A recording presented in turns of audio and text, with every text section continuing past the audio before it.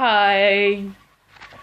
Um, Today I'm reading The Cat Who Came In From the Cold by Deric Longden. Once again.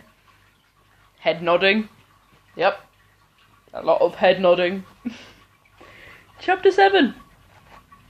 From that moment on, Thermal developed a deep love for the great outdoors. At 8 o'clock the following morning he was sitting on the doormat waiting to be let loose once more. Not on your own. You're not old enough yet. I'm not on my own. He had his sultana with him, but that wasn't going to sway me. We cat owners have to be firm at times.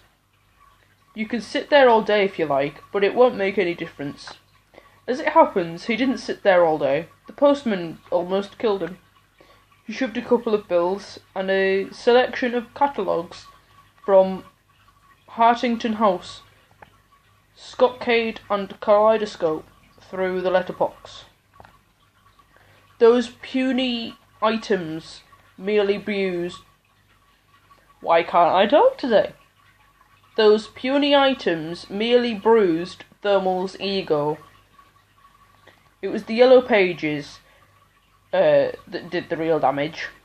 One minute I was being firm with a healthy young cat, the next I was sweeping up into my arms the victim of a vicious hit-and-run attack, and also giving the kiss of life to his friend, a sultana, with brain damage. I carried the pair of them into the drawing room and laid them down by the radiator. Of the two, the sultana made the least fuss. Thermal never stopped whimpering. First it was his leg, and then it was his back. From what I could make out, he wasn't long for this world.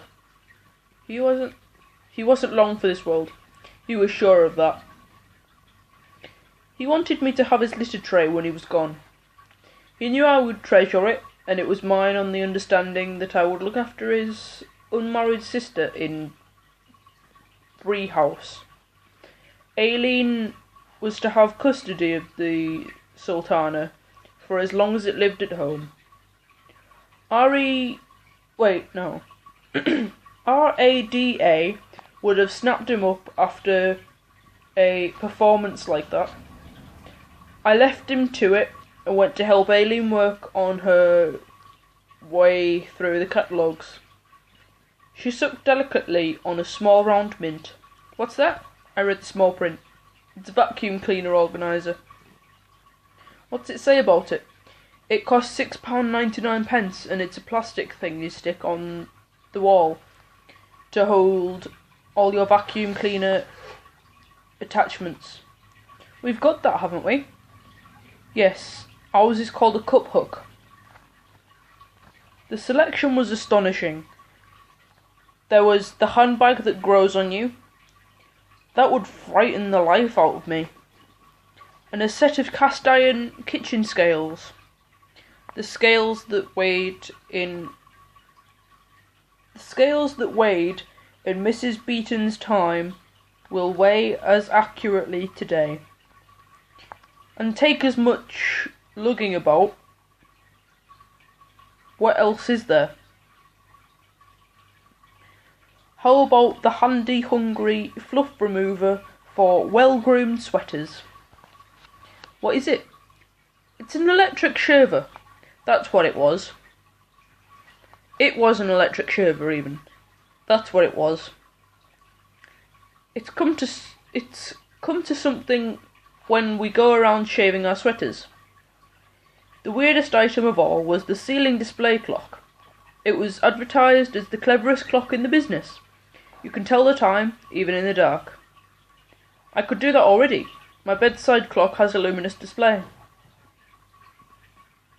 But the single aim of these catalogues is to prevent you from having to do anything that looks like work, such as moving your head slightly to the right. All you had to do was to clap your hands, and the sound-activated light display would beam the time up on your bedroom ceiling. I could tell the time without the ceiling clock. All I would have to do is clap my hands and there would be Aileen shouting, "What the hell do you think you're doing at 6 o'clock in the morning?" But she wasn't shouting now. She was choking. The mint had gone down the wrong hole and I patted her on the back.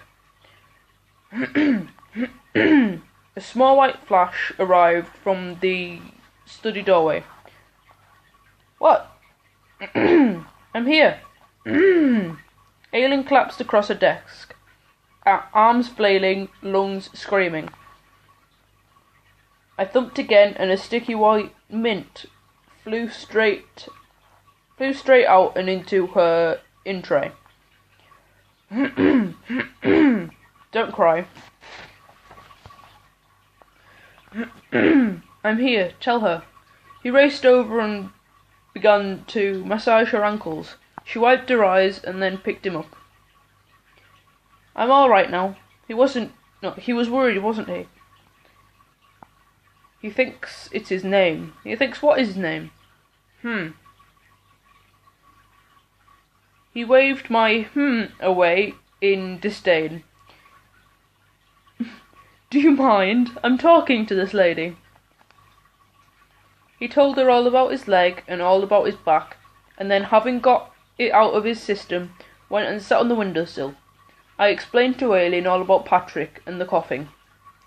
So he'll come to me every time I cough. Try him. We went out into the hall and she coughed gently into her hand. Louder. She raised the volume a little. Nothing. He can't hear you. She coughed like a navy on capstan full strength, but it had no effect whatsoever.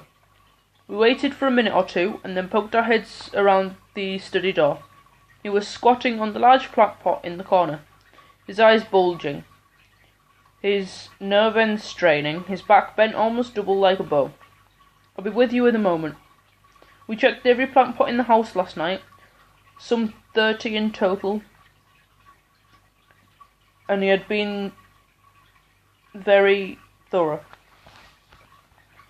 He was liberal with his favours, not flavours. He had distributed a series of small torpedoes, which were now in varying states of decay. He even pointed out a small bush I had missed in the bathroom, and here's one I prepared earlier. From then on, I followed him everywhere he went. I had seen how it was done on the television, and I was sure he had no idea he was being followed. Just before midnight, my heart leapt as he strolled into the kitchen, and I watched through the crack in the door as he jumped into his tray and began to rake his granules. Was this the breakthrough I had hoped for? No, it wasn't. He wiggled his bottom a couple of times, and then sighing contentedly, he curled up into a ball and trained one eye on the crack in the door. Good night. I was going to have to be tough with this kitten, show him who was the boss. If he insisted on sleeping in his litter tray, then I was going to have to be ruthless. I would start with a forced route march? Don't really know how it's supposed to be pronounced, probably route march. Down to the rhubarb patch. It was midnight. He could stay there until I was satisfied. That would show him. I stormed into the kitchen and he smiled at me. He looked so comfortable. I smiled back. Lights, if you don't mind. Sorry. It's all right. We all make mistakes. I could always start being ruthless in the morning. That night in bed, I mapped out a kitchen crushing. Start again. That night in bed, I mapped out a kitten-crushing routine of bread and water, cold showers, and early rising. But I overslept, and then had to abandon the idea altogether when Nick flew in from Dubai, and the day was declared a public holiday in our house. Thermal gave my son a somewhat subdued welcome. At first, I thought this might be because his presence only served to highlight the fact that Thermal himself was adopted and not my natural heir. But it soon became clear that the kitten was wary of those enormous feet and was waiting to see if this one was blind as well. Nick was amused by my relationship with Thermal, and he spelt it out in the kitchen as we made a pot of tea. You know, you spoiled that cat. I don't. You do.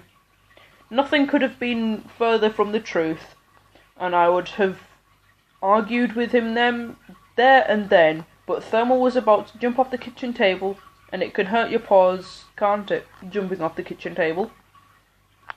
So I picked him up and placed him gently on the lino tiles before smearing a thumbful of Marmite on his saucer. What's that, Marmite? I don't believe this. It's his 11's.